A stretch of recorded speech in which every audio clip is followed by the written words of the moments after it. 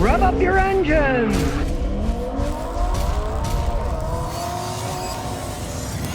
All right, it's road trip time. I'm going from Tennessee back to Rhode Island for a while. I'm gonna give you some tips on what you should do before you go on a road trip. And I'll show you a few things I learned these last 3 months that I've been in Tennessee about everyone's cars and their problems. I'm getting my own car, drive my own way, which is the way that I'm happy. Hey, America, if you're sick and tired of wasting your money, going on airplanes, renting cars, go back to the real American way. The road trip. You don't have to wait in long lines to go through security. It's your own car. You can bring whatever you want. But since you're going to be driving a little bit further, you want to do a few simple tests to make sure it's safe. You basically write it on here, get a nice little tire pressure gauge. First thing in the morning when it's cold, take the pressure. When they're hot, it gives a fake high reading, so do it when it's cold. Check all 4 tires, make sure they're exactly the same. This one is 29, we want 32. So be prepared like me, get out your air pump. You never know where you're gonna find a gas station where they even work, and of course you've already driven the car, the tires are hot, you get a false reading, and if you ever get stranded on the road, you got a pump, you can pump it out on the road. I just got back from Utah, flew back to Tennessee. The wife's Lexus tire was flat. I had the pump in the trunk, I filled it up, then I came and fixed it the next day. But you're not going to get stranded if you have a pump. Now I personally like this Air pump because it hooks up to the battery. You don't have to worry about this being battery powered and the battery being dead. You just turn it on, screw it in. About 32. There we go, 32. Don't forget to put the cap back on, and of course, make sure your tires still got good tread like this. There's not bald spots or they're all cracked up. Replace them before you go on a trip. Don't get stranded in the middle of nowhere with a broken tire. And realize one thing, all tires will lose a little bit of air through osmosis through the rubber over time.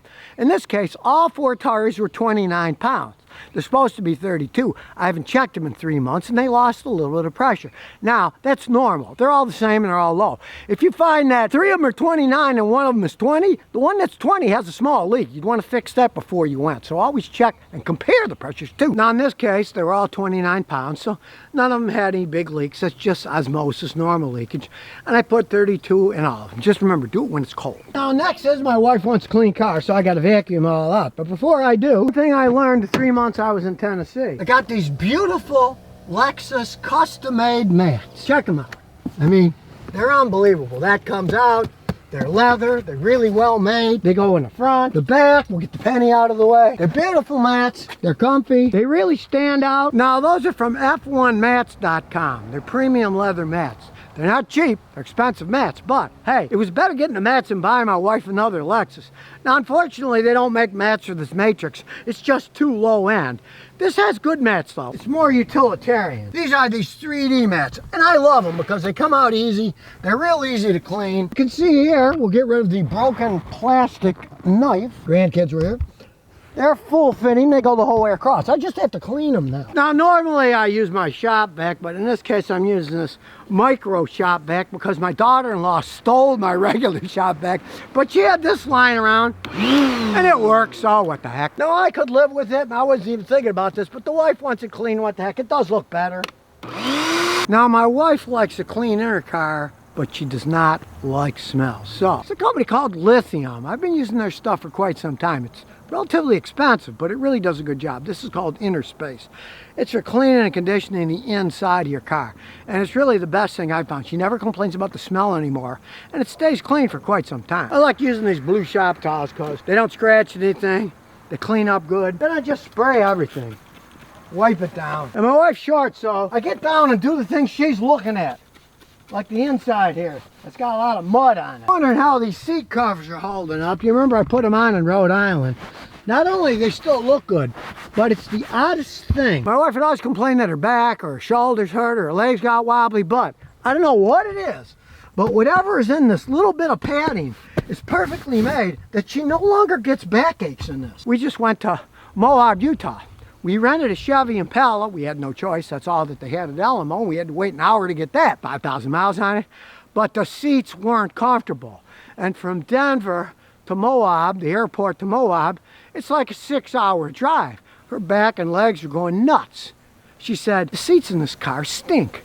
Those new seat covers you got in my Matrix. Hey, I don't have any problems driving from Tennessee to Rhode Island. So, kind of a good side benefit. They look cool, but they actually work better. Look how shiny it's making the dash here. Stuff really does a good job. Like I say, it's not cheap, but a bottle lasts a long time, and it really makes it pop. Well, you might tell, I screwed up, I sprayed some on the lens. It's a little bit dirty, so now I gotta clean that too. Here we go.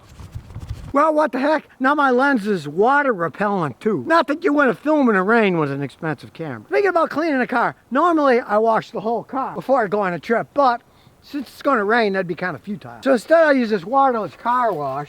I'll do the windshields and any piles of bird poop that fell on. If you remember in Rhode Island, I got my giant giraffe power washer. It's got a 100-foot cord, so as soon as I get home, I just open the garage, pull that out, and I clean the car. It takes 5 minutes. So I'll do the main cleaning after I get there. It's raining in Rhode Island today anyway. And of course, don't forget the obvious. Check your engine oil, make sure it's clean and full. In this case, it's both. Now, sometimes I change the oil right before the trip, but I just changed it a month ago.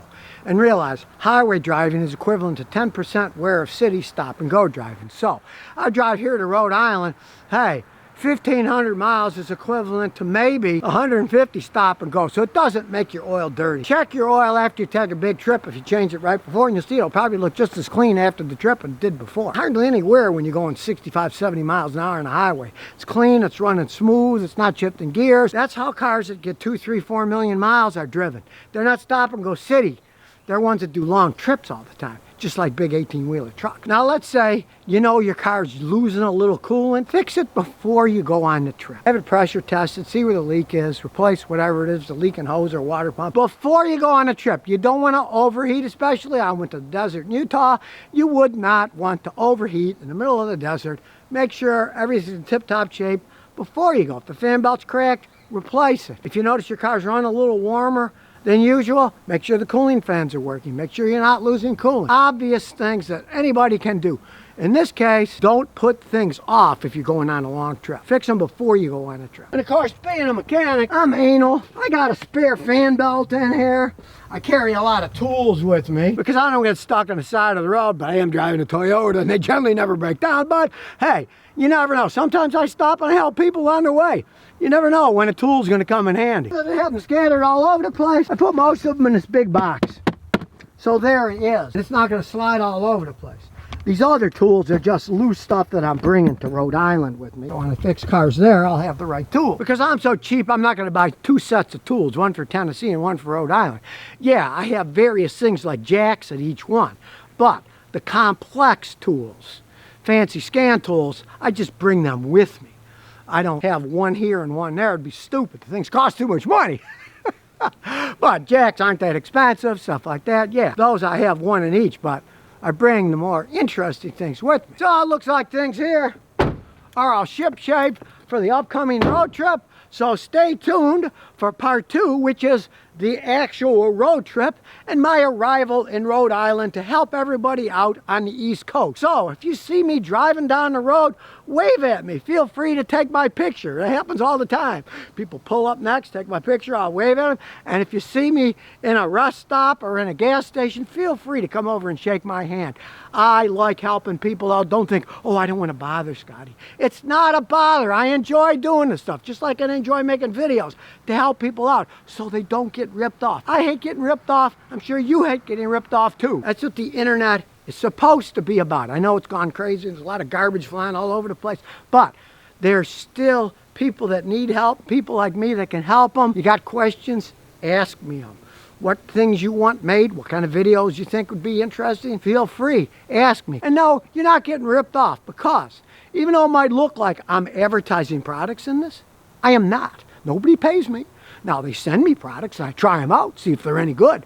But nobody says, oh, Scotty, we'll give you 20 grand to tell you how great this product is. I don't do that kind of stuff. I just show what's out there, and I tell the truth, too. I showed you those mats in my wife's Lexus. They're beautiful leather mats, right? They're not cheap, they're expensive, but they're good mats. They don't make them for the Matrix because it's not an expensive enough car, right? Hey, if you got an expensive car and your wife's like, oh man, my car's looking dirty, I need a new Lexus, hey, buy her mats instead. So I'm on my way to Rhode Island. Tomorrow morning, bright and early, we'll be on the road, and when I get to Rhode Island, you'll see the video of the trip, anything strange that happened or didn't happen, and what I've learned, and see if my house is still standing in Rhode Island when I get there. there and start helping people out. So all you guys in Rhode Island, you can start setting up appointments now. Check out your cars there on Rhode Island. You need as much help as anybody else. So if you never want to miss another one of my new car repair videos, remember to ring that bell.